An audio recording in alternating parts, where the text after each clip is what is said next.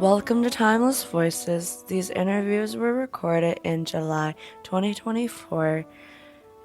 In this piece, you'll hear Brittany Janes interview Debbie Michelin. Debbie is an Inuk singer and drum dancer who is 63 years old.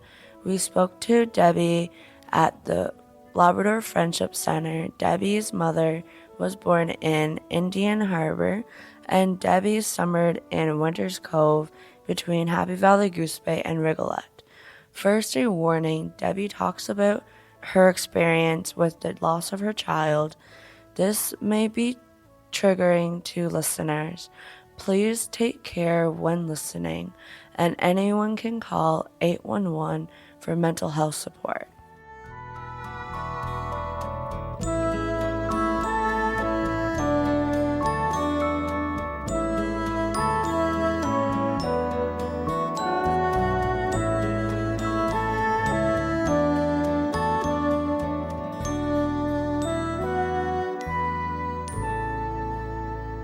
Well, I started school in North Star Elementary School down on Hampton River Road. There's an old building down there. That's where I first went to school.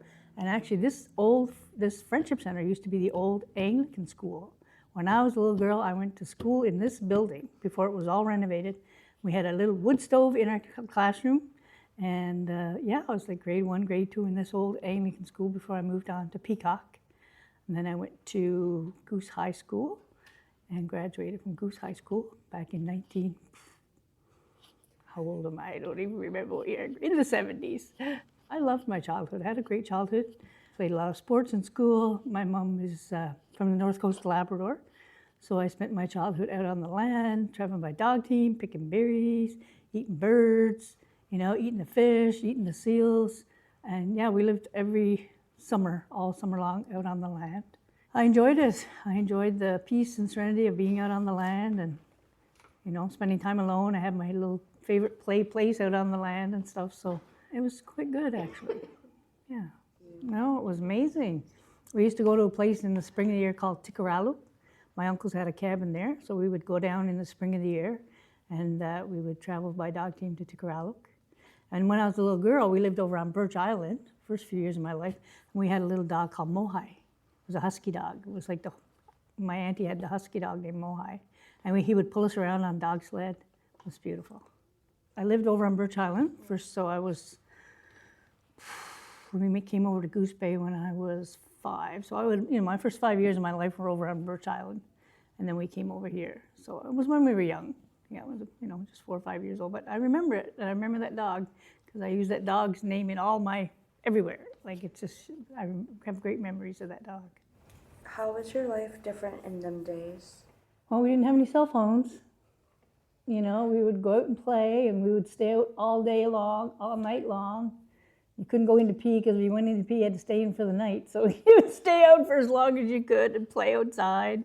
We played a lot of outdoor games. We'd have flashlights. We'd be trying to find each other in the dark and just find ways of being creative, like just always playing outside. I lived on Grenfell Street, and the next street over there was a big sand pit, and we used to always play ball.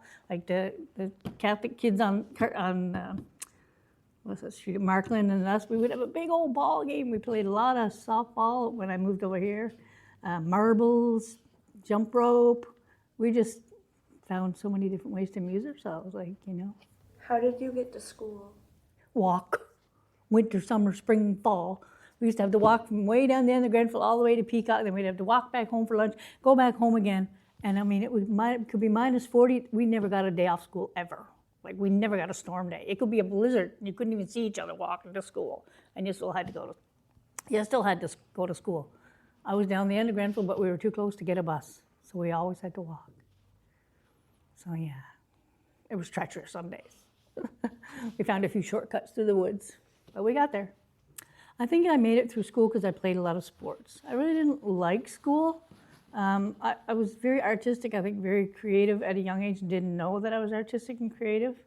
I remember I got caught one time writing a poem in English class, and my teacher made fun of me because I had written a poem. She was standing behind me, I didn't know, and she made me read it out to the whole class. I was so embarrassed. And so I didn't do well in school. I repeated grade 11 because it just didn't feel like it fit for me. I wasn't sure, and I couldn't do well with math. And so I struggled. But I got to play a lot of sports, and I traveled outside of Goose Bay for sports, and I really think playing sports saved me when it came to high school, and middle school and high school. So yeah, it wasn't an easy time. But I managed to get my grade 11, so that made me happy. The way school is structured is not for everyone. Like I said, it was a struggle for me. It wasn't until I got out of school and did other things with my life that I found what I was meant to be doing.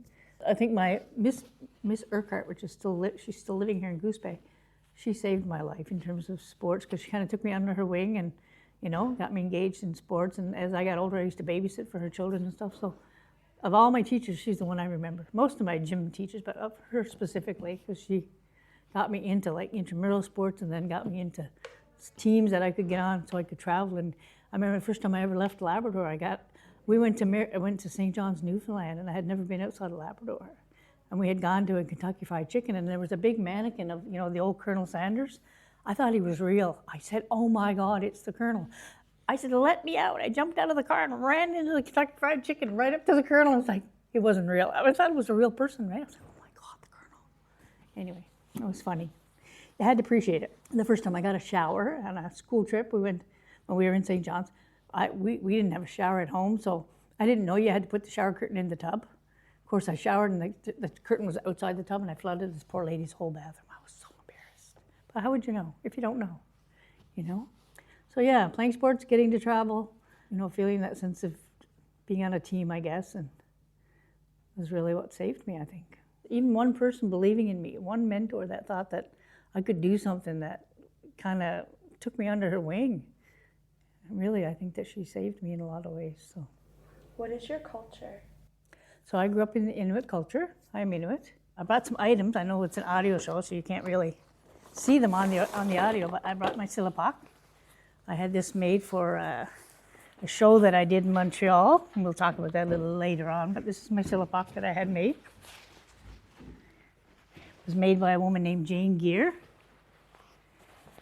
I brought these. These are my grandma Shuglow slippers. These are over 100 years old. When my grandma passed, I inherited those. They're made of caribou hide. And she only wore them on Christmas Day. And I have a beautiful headpiece in Halifax, but my friend has borrowed it, so I did bring this one, but this is my headpiece that I use when I drum. I do some drumming out of Halifax. I've just moved home from Halifax, which I had been living in the last, off and on for quite a few years, between Halifax and New Brunswick. So these are some of my items that I brought. So yeah, my culture, like I said, for me the culture is the land, the food, the berries, the fish, the seals, just living the life that we lived. We talk about Inuit ways of being, there's a beautiful book, I can't say it in English, but it's called the IQ Principles, and I can't say the word because I don't speak Inuit. My grandfather spoke Inuit, and it talks about the Inuit principles and what those are, and how we are in the world as Inuit, and how we perceive each other, and how we behave towards each other. So I'm learning a lot more about that, even though I had left home and I had these principles. I didn't know what they were, like that I had been living them until I learned what they were, and I'm like, oh, I've always lived like that. So. Yeah. What do you do in your culture? Well, where do I begin with that? I grew up around many singer-songwriters. I became a writer, writing poems and prose at a young age. And then I became a songwriter, and I recorded an album back in 2005, and I got nominated for an East Coast Music Award and for Best Female Artist at the Canadian Aboriginal Music Awards for my first album called Spirits Dance. And the songs are all songs about the land, about Labrador, about our people, growing up on the land, who we are. And I guess kind of my theme song is Home is Who I Am. And I wrote the song about where I was born, Northwest River, Labrador. And yeah, so here goes. I was born beside the river one warm midsummer day, where the river meets the ocean and your cares are washed away. I can still recall the summers with the beauty of the sun, when the days would last forever and our lives had just begun. So I express my culture through my writing. They used to call me the Cajun Inuit when I recorded my album because I wanted accordion and fiddle on all my songs.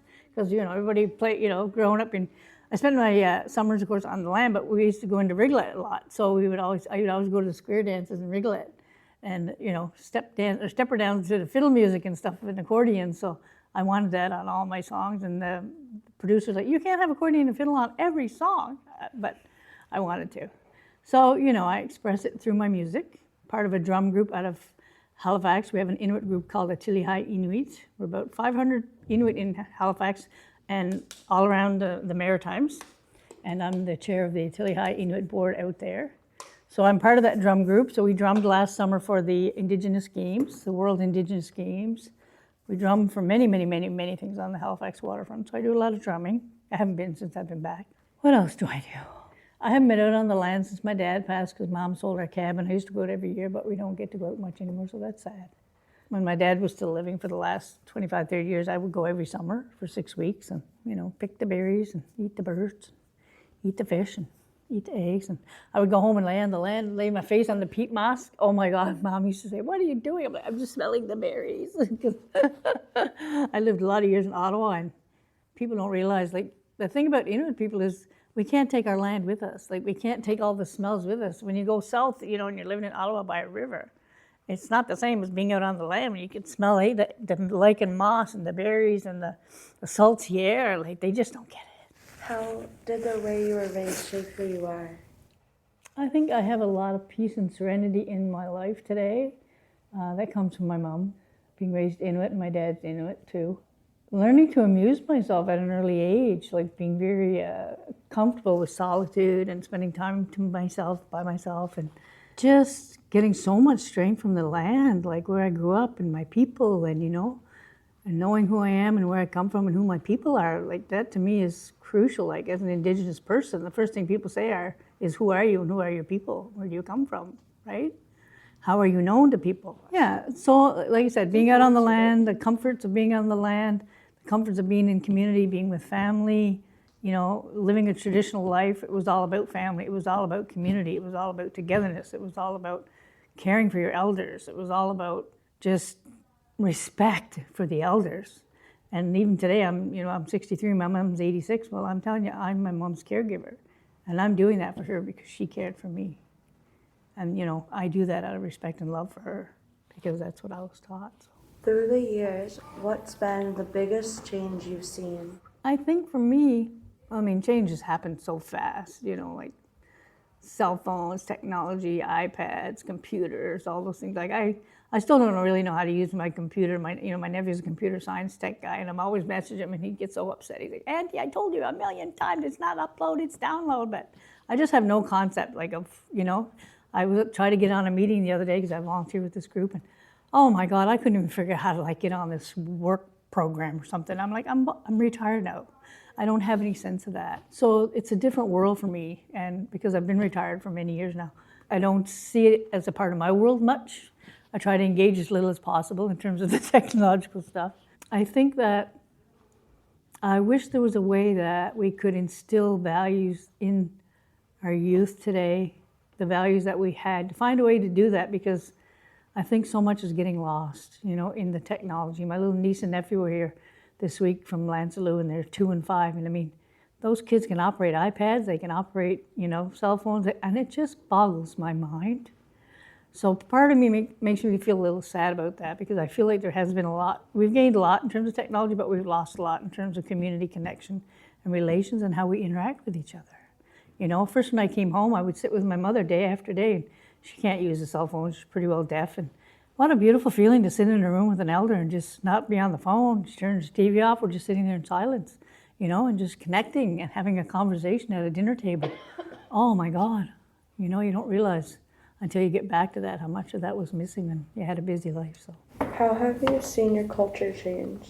How have I seen it change? I think, growing up, it's funny, we lived our culture, but we didn't even know that we were living our culture, because we didn't know until 1985, when LIA came around, that we were Inuit people. We just thought we were Labrador people. We had no idea, what are you talking about? Are you bringing this card? I said to my mom, what is this for? And she said, well, I'm an Eskimo. I'm like, what are you talking? Like, we just had no sense of being anything other than Labrador people. We thought everybody traveled by dog team. We thought everybody lived off the land. Like, we thought everybody lived the way we lived, you know? So I think that we lived it, but we didn't know we were living it. And now I find that everybody is kind of trying to identify what does that mean? Like, what does it mean to be Inuit? What does it mean? Like, what does it mean? Like, we're trying to redefine for ourselves, I guess, what it means, you know? I think that we've gotten away from the culture in a lot of ways because, you know, in my time, it was a big part of who we were. Like, we all went out on the land. We all did the things that we did. And I'm not sure so many of the young folk get to do that anymore. Like, you know, that they get to go, especially if they're from the North Coast, back to where their original families are from, or if they practice traditional things here on the land around Goose Bay, or if they go out and fish or hunt or pick the berries or eat the birds or skin seals. Like, you know, I don't know if that stuff's still being revived, or, you know, here in Goose Bay, I don't know. So, Do you have any words about your culture in the future? yeah, I think that, you know, technology's taken us down a different path. Like, we're just kind of getting away from all the things that I think that were so important, that taught, you know, were my teachings about all the respect, you know, and the responsibility, being part of community, being, you know, having that connection with community, connection with each other, connection to each other as young people, you know, connection as elders. And so, yeah, I think that we need to find ways to, other than staying connected on our phones, staying connected in person, like to have the human connection, right? Because, you know, Brene Brown says the only thing we all want on this earth and the only purpose for being on this earth is to have healthy, loving connections. And so I think that we've lost a lot of those connections. And how do we help youth connect back the way we did in the old days, I guess. So. Why is it important to still practice your culture? Well, my culture is who I am. You know, I'm teaching myself how to draw in my old age. And when I was young and in school, I couldn't even draw a stick man. And I don't know why, but now all of a sudden I'm able to draw. I showed my mom a picture the other day of you know, a woman and a man sitting on a kayak, and she said, "Who drew that?" And I said, "I did." She said, "That's really good. You should make pictures and sell them." And so I'm teaching myself to draw Inuit culture, and you know, it's very folk art kind of stuff, and you know, and all the feedback I get on Facebook. Like, I'm doing 365 days of art, so I try to draw every day something, and my friends are like, "It's beautiful because it's a reflection of your insides, like it's telling a story, right, in my art, even though it's somebody would think." I have a lot of American friends on my site that just have no idea what they think, that, you know, what are these pictures? They don't have a clue that it's, you know, a little Inuit person or sitting on a piece of ice fishing. Like, they just don't know what it is. So yeah, I'm trying to keep the culture alive within me by drawing, painting, still writing. Hoping to do my second album. I haven't gotten around to that yet. I'm dealing with some health issues.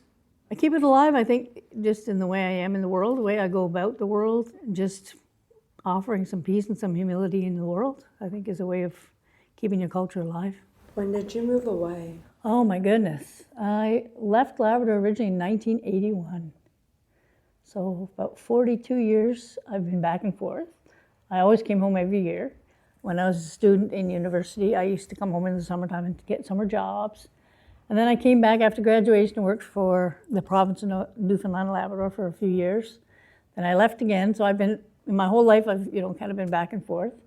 I've been retired a few years, so I come back every winter. I was back every winter for the last 10 years. And now I'm pretty well almost a permanent resident. Why did you move away? I can be honest.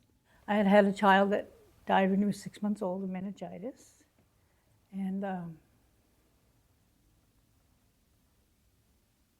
just ran away. And my life became a testament to how important he was to me in my life. So I had an opportunity to leave, so I got away and did something with my life. That's the truth of it all. I couldn't deal with the loss of my child. I just needed a new life, so I just needed to go and do something with my life. Everything I've done has been a reflection of how important he was in my life, really. I went to St. John's, Newfoundland, and I did a 2-year college program in community recreation, because I always loved sports. And then I moved on to Fredericton, New Brunswick, and did a bachelor's degree in social work. And then I went to Halifax, Nova Scotia, and did a master's degree in social work. So I became a social worker and worked a lot of years in child welfare. both here and in Halifax. And then I went on from there to Ottawa and did most of my career as a director of First Nations and Inuit Health in Ottawa, and did some music on the side. It was wonderful. I found child welfare was really hard. I'm glad I did the social work degrees that I did, because they prepared me for life, really. I did work in child welfare, and it was a very hard job. Like, it was child welfare is the hardest job you'll ever have in your life, caring for children, because there are no easy answers. You know, every child should be with its mother. That's my philosophy. And sometimes that just doesn't get to happen. And trying to find them the best alternative is hard sometimes. So I did that for a few years, and then I realized that I needed to go into policy. So I went up to Ottawa and with great dreams, you know, of doing great things with the government, and spent a lot of time traveling around the country, lots of meetings on airplanes from one end of the country to the other. But I learned a lot, you know. I learned how to be a good policy advisor, and then I worked my way up to becoming a program manager, and then I became a program director, and some days I was even acting director general. So that was pretty good for a little girl from Labrador. Wow. You know, yeah. So that was my career in the government. So that's kind of where I ended my career, was in the government. So I ended up having some health issues and had to retire. Yeah, I have no regrets. It was wonderful. Lots of opportunity, you know, for Indigenous people in the federal government of Canada. They really encourage Indigenous people to join. And that's how I got in. You know, I applied and did a bunch of different tests and got in kind of at a managerial level. But in the meantime, my little voice inside me wanted to be a singer, you know. So, but I knew I had to take care of myself and get a job. And, you know, we were always taught to grow up, get a job, get educated, take care of yourself. Nobody's going to take care of you. So that was the message that I always got, that you have to go do these adult, grown-up things first. And then if there's time to do the other stuff, do it. So, yeah. Yeah, I think, you know, one of the things that really annoyed me more than anything being in Ottawa was that they would always talk about those people. And those people were my people. Like, you're talking about my people and you say those people. So that was really upsetting for me. And, you know, they need to filter the monies down more to the programs in the communities, you know, so that the communities themselves can decide what they want to do. Like, politicians in Ottawa should not be making decisions for, you know, friendship centers in Labrador, friendship centers in Halifax, or wherever. So I think there has to be more devolution into the communities to let the communities themselves decide, you know, even in child welfare, even in any area. You know, the people know, you know, like we always say, for the people, by the people. When we do you know, within Halifax, people ask us to do research with our Inuit group, and we say, well, is it for us? Is it about us? Are we involved? Are we doing it? How are we part of this process? If we're part of the process, we'll engage, but if we're not interested, because we're so tired of you coming here and saying, oh, look, we consulted with Inuit people. We're done. You know, the people themselves need to be making the decisions. Well, you're just always having to educate people, right? They're just constantly having to educate people, because there's a sense of, like, they don't know until you tell them they don't know. You know what I mean? Like, ignorance is bliss, right? So I just felt always that I had to be educating. It was so exhausting. You know, having to say, even the differentiating between Inuit people, First Nations, and Métis people, like just having to say to them, or they would say Inuit, no, we're not Inuit, we're Inuit. So to me, it was just a constant education process, you know? So yeah, and it was very tokenism in a way, like, oh, look, we got an Inuit person working for the government. So we filled our quota, you know? So there was always that sense of, you were just kind of like a tick box, right? So I think I had such a passion for Indigenous issues that's what drove me. You know what I mean? Like, I just, even today, like, I've been retired for years, but I'm the chair of this Inuit board in Halifax. You know, we started from nowhere. We started when Loretta Saunders was murdered. We came together as a group of people. We got a little bit of money, and then we created a board, and we didn't even have money. I remember when we first got a little bit of money, we're like, wow, we got money. Now we can, like, hire a person. And then, you know, we've grown, we've evolved, we have annual gatherings. So it was my passion for the Indigenous world and people and everything in it. And I just felt that justice is I guess if I say anything, injustice is the one thing I hate more than anything. Like, I fight for justice for Indigenous people, you know. That was my passion and what drove me, that and the loss of my child, I think. When did you move back and why? I came back last fall. My plan wasn't to stay as long as I have been. But during COVID, I had left, I had sold my place in New Brunswick because I couldn't get health care. And my health was, you know, I'm aging, so I was having some health issues. And my mom's getting older and was quite alone in her life, so I knew she needed help. And I came back to help her, and so yeah, I'm here. I'm caregiving my mom, but also, feeding my own soul by being here. So I think I'm pretty well ready to make it a permanent move in the next few weeks or so. Kind of bitten the biscuit. I think that it's she's going to need more care than I had thought. So yeah, I'm here. I've been here. People are like, you're still here? You're still here? I'm like, yep, I'm still here. I've been here since last September. What made you curious to start to draw? I took a course with Pete Barrett. Pete's a well-known artist around here, and she had done a silk painting course, and she had drawn pictures of icebergs and stuff, and we all went to the class, and I had, painted my little iceberg and stuff, my silk painting, and I said to her one day, can I try drawing something myself and painting it? So that's kind of how it started. And then she supported me and helped me order some supplies from California. So I got my silk painting supplies, and I was doing a lot of that in New Brunswick, and then I ran out of supplies. So then I just switched to drawing on paper. Yeah, I don't know. I just find it interesting that I've somehow become inspired to draw when I really couldn't draw when I was younger, but I'm not sure quite where it comes from. And I try to draw what I see. Like I try to teach myself, how do you draw feet? How do you draw hands? How do you draw a face? How do you draw this? Like I'm always watching videos and stuff trying to teach myself. And I'm the kind of person that, though I'm retired and I have a lot of health issues, my mind is still good, and I try to keep myself busy. I'm always wanting to learn new things because I think that it keeps you younger, keeps you alive longer, hopefully. So I'm always just curious, I'm always kind of dabbling here and there. So and that's probably my personality. So yeah. I had a birthday a couple days ago. I turned 63. I bought some more paints and some canvas, but I don't like it.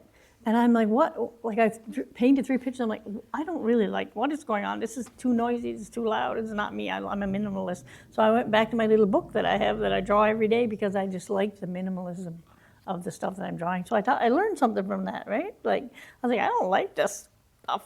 I don't like it. I'm going back to my little book, and even if I just draw pencil drawings, then my inner child, finding my inner child. But she just loves to draw. And so I just honor that part of myself, that creative part of myself every day. I try at least once a day to draw. I got a little book, 365 Days of Drawing.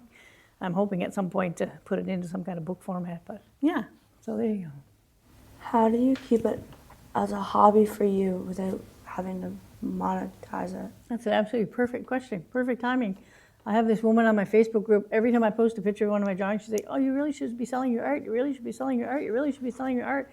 And my inner child, she's like, no, I don't want to sell it. I don't want to sell it. And so I have a friend who's an art therapist out of Halifax. She's amazing. She supervised my research when I did my master's degree. And she said there's 2 types of art. There's art for sale and there's art for therapy. And my art is therapeutic art. Like it's healing art. I'm doing it for myself. I don't care if I ever sell it. I'm not here to sell pictures. I'm not here to sell my art. I'm not interested in selling my art. Really, I'm not. And I don't know if the day will ever come. And like she said, I called her up and we'd had like a 1-hour session. She's like, if you're meant to do that, you will. If it feels right now that you're not interested in doing it, don't do it. Like if it's not 100% yes, it has to be a no. And if you're just doing it for yourself because it's therapeutic and you love it, that's why I do it. It brings me joy. It makes me feel happy. And I just love drawing little pictures. I may never sell pictures. I've sold a few silk paintings over the years, like when I did that work, but I've never sold any of my drawings or anything. I'm not interested. Just do it for the pure joy. Like whatever brings you joy, whatever makes you feel happy. Like if you're singing, it makes you feel happy, do it. If you're drawing, it makes you feel happy, do it. Like find little things that bring you joy. What kind of legends did you hear growing up? We had the story of old Mother Buckso.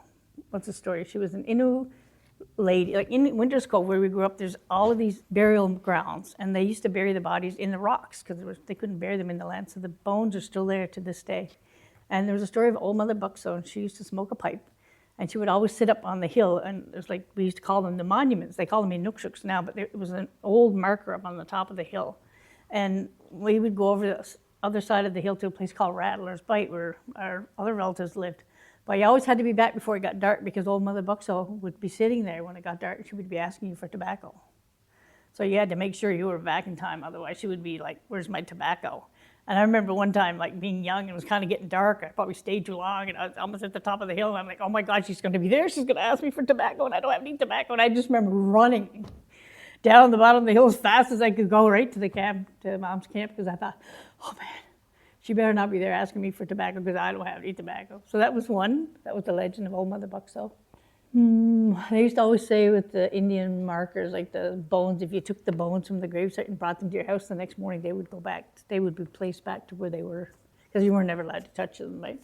So the story was, somebody had done that, and the next morning they got up and the bones were back in the grave mounds where they had always been. So my grandmother always told the story about when she's passed away, but she had a friend polar bear that would visit her. Grandfather would be off in the wintertime. They were living in, I think their winter place was in, I'm not sure, I can't remember now where it was that they had, they traveled, right, seasonally, so they had camps and cabins everywhere, but grandfather would go off and she'd be by herself and she had a polar bear that would visit her. That was a story she would tell me. She had a pet polar bear that would come. I'd be, okay, Grandma, do it. Yeah, so that was a beautiful story. Did you believe your grandma? I do. I had a pet weasel when I was a little girl. Out in winter school, I swear to God. The weasel would come out. I remember we used to have this big old rock sliding hill. And I had slid down the hill and I must have fallen and hurt myself. And I was crying. I remember crying. And this little weasel literally came out from under the rocks. And I'm telling you, I was this close to the weasel talking to it. And my mother's like, there's no way that weasel would have chewed your face off. I'm like, no, I had a pet weasel and he was talking away to me. He was just listening to everything I had to say. So who knows? We all make up stories, whether they're, truth or whatever they are, right? It's what you remember, as a child, I guess. Why are legends important? Well, I think they're lessons, The legends are about lessons in life. They teach us lessons about, the lesson with Old Mother Buckso was about punctuality. It was about responsibility. It was about showing up on time, right? It was about listening to your parents. It was about come home when I tell you to come home, with the polar bear lesson, I guess, is about, finding comfort when you're alone. My grandpa was off doing his thing and grandma was alone by herself. She needed some comfort. So finding comfort, keeping us connected to the past, keeping us connected to our elders, keeping us connected to who we are, where we come from, our stories and who our people are. They say you don't know where you're going if you don't know where you've been. So you have to know where you come from to know where you're going. Why is it important to pass on legends? To keep the memories of people alive, to keep the messages alive, to keep the teachings alive, so we know who we are. Like it helps us remember who we are when we forget who we are, What is your advice for teenagers? Find ways of being connected, like I know we all like to be on our cell phones and our iPads and our computers and the whole world and I'm guilty of it too, I'm scrolling on TikTok sometimes. I'm like, oh my God, I discovered TikTok. Like, what is this? But find ways of being connected, be with each other. It doesn't always have to be, scrolling on your phone when you're beside each other. Get out, go for a walk. We spend our lives outside. There used to be a restaurant over there called Jim's Restaurant. And there used to be an old piece of metal pipe and we'd all sit there. And every evening we'd all sit there, 10, 15, 20 of us. That was our evening outing. And then we'd go home and go to bed and go to school the next day. But getting outside, finding ways of being connected. And not always through internet or technology, but find things that you like, write, sing, draw, join groups, learn to paint, just anything, to connect yourself. Find a mentor, like find somebody in your life that, sometimes we don't believe in ourselves. I didn't grow up with a lot of self-esteem and I had a lot of self-worth issues, and just finding one person, even if it's a friend or a cousin or an auntie or uncle or just somebody in a program like this that helps you believe in yourself, because that's how you make it at the end of the day. At some point, you got to learn to believe in yourself, right? When there's nobody else around, it's just you. You got to find a way to find it within yourself. It takes a long time. That's why we're called elders when we get older, because with age comes wisdom, but there's a lot of pain along the way. What do you wish you had known when you were younger? I think if I had found a way when I was younger to find more self-esteem within myself at a younger age. I remember I took an elder to a conference in St. John's last year. It was a women's empowerment thing. And I thought, wow, I'd never heard that concept in my life, because I grew up, I full of guilt and shame as an Inuit person, and I didn't have a lot of self-esteem and self-worth, and so I was always so hard on myself and questioning myself and down on myself. So that was such a challenge for me. I think that if you can find a way to build your self-esteem at a young age, and the self-worth, the self-esteem and the value has to come from inside too. We can't always look outside, we have to get it from the inside and believe it without a doubt. It's not easy work, but it gets you further down the road, I think, if you can get it younger at a young age. Like my niece and nephew, I helped raise them up, and like, those people got self-esteem. I'm telling you, it just boggles my mind. I'm just like, wow, like, wow, I wish I had that. So yeah, I think having had a little bit more self-esteem, self-worth at a younger age wouldn't have taken me as long, and it wouldn't have been as hard of a struggle to get as far as I did. Yeah, maybe I would have done a little better with my music career if I had a little bit more love and support along the way, because I didn't really have that for my music career, which is sad, but it is what it is, and I'm glad I got to do the music that I have done. Maybe someday I'll get to do more, and if I don't, then you know what? It was amazing what I did accomplish, so yeah. What is your advice for people starting their careers? I didn't, I went to see a guidance counselor one time. She told me that anything I could be was a mechanic. Oh my God, I laugh now. I think it's funny. Just, talk to guidance counselors, talk to your teachers, or, I think maybe places like the Friendship Center could do those empowerment courses where they could help, youth figure out what do you really want to do? Like, what would you like to do? What do you want to try? Like I started out, after my son left, I tried to do the hair salon, beauty culture thing. Well, that wasn't for me. Then I tried to do a forestry program in the woods. Well, that wasn't for me. I've tried lots of things, like different things in my life before I finally found a path. So I don't think it's abnormal to kind of try a bunch of different things.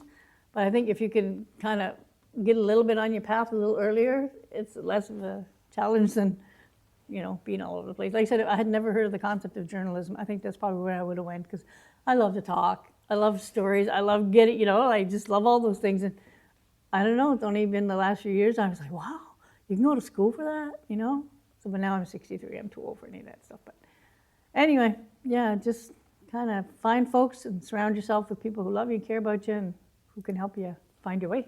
Do you have any advice for aspiring songwriters that are coming up today? Don't be afraid. I remember when I recorded my album, I wasn't going to sell the CD, and my partner was like, you just made this album, we spent all this money making this album, you're not going to sell it to people? Like, this isn't going to work out well. Like, maybe we should try selling a few. But find people, surround yourself with people that believe in you. You got to find a few little allies and people you trust that you can say, like, I really like to sing. Or I started out, I was been writing my whole life, but I started out singing karaoke when I would travel with government at work. Like, we would go out in the evenings, and this woman said to me, you can sing pretty good. I said, I write songs, She goes, maybe you should think about, like, putting it all together. So, like, other than that, I wouldn't have even kind of thought about it. So find folks that, if you have a dream, find a few people that you can trust, Keep your circle small, find people you can trust, and talk to them about it. And I didn't do that. Like, I just, like I said, I was working in government when I recorded that album. So I was kind of trying to be a good bureaucrat and try to live a dream at the same time, So, yeah.